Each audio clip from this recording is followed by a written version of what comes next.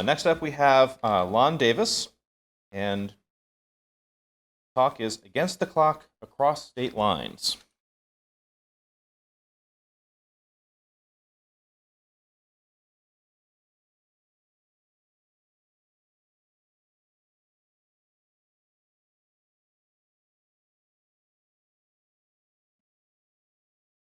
My name is Lon Davis, and together with my son, we created Walkin Rollin Costumes. We create costumes for kids in walkers and wheelchairs all across the nation, free of charge to the families. And every child that we have created costumes for has their own unique story as to why they need a costume or why they want a costume. But I'm here to tell you about one child in particular. Last September, we received a request from a mother who had a child, a 5-year-old boy named Jackson. He had autism, nonverbal, and had been fighting cancer for a majority of his life. He was also on hospice, and this was going to be his last Halloween. So his mother said that he wanted to be Woody from Toy Story, and he wanted his wheelchair to be Bullseye. So we immediately started working on the costume in order to get it ready for him. Since he was in Colorado and we were in Kansas, we asked for the parents to send us pictures from different angles of his wheelchair with him in it and measurements so that we could get started and make the costume fit. We started working on sketches for what the costume would look like around his wheelchair. And we wanted to make sure that the family liked the design and were okay with it. And we started gathering supplies in order to start construction of the costume. Then we received a phone call from the mother. She said that his condition had gotten worse and he wasn't going to make it to Halloween.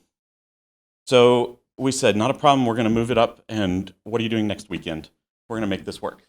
So we contacted Project Nerd, which is an organization based in Denver, and we said, we need your help. So we want to make a Halloween party for Jackson.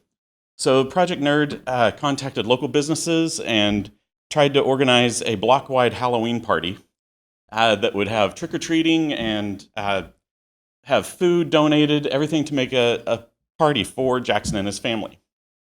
They also contacted the Denver news stations and wanted to make sure that everyone got the message and would be there for the event, and to make sure that everyone could be there to help celebrate Halloween early for Jackson. In the meantime, in Kansas City, we were hard at work at building the costume.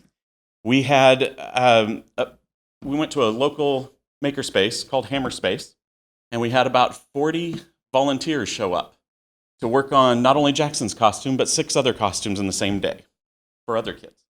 And so we had duplicates of their wheelchairs all there at the makerspace so that we could make sure everything fit correctly.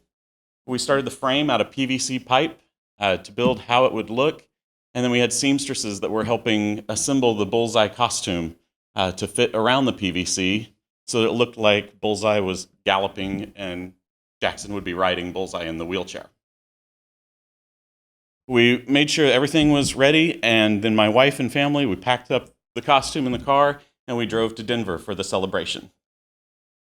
On Saturday, we had Jackson show up with his family. The whole family was dressed in Toy Story characters, and the whole city seemed to have turned out. We had people dressed in cosplay characters. We had businesses passing out candy and food, and everyone was cheering and celebrating as Jackson went trick-or-treating. The news station was also there to help document the entire event for him. His little sister, who was about 2 or 3 at the time, dressed as Jessie, this was the first time she ever got to go trick-or-treating with her brother. And my wife asked his sister at the end of the event, what do you think of it? She looked around and smiled and said, this was a good day. The next morning, as we were packing up to drive back to Kansas City, we got another call from Jackson's mother. Jackson had passed away that morning. But she called to tell us that she was very thankful for everything we had done. We had given her family what would have been a night of making sure he was comfortable and just the family by themselves. They were able to celebrate his life not with just their family, their friends, and the whole city. And so for most people, these costumes are just a way of dressing up as their favorite character. But for people with kids in wheelchairs, it means so much more. It can make any day, even a last day, good day. Thank you.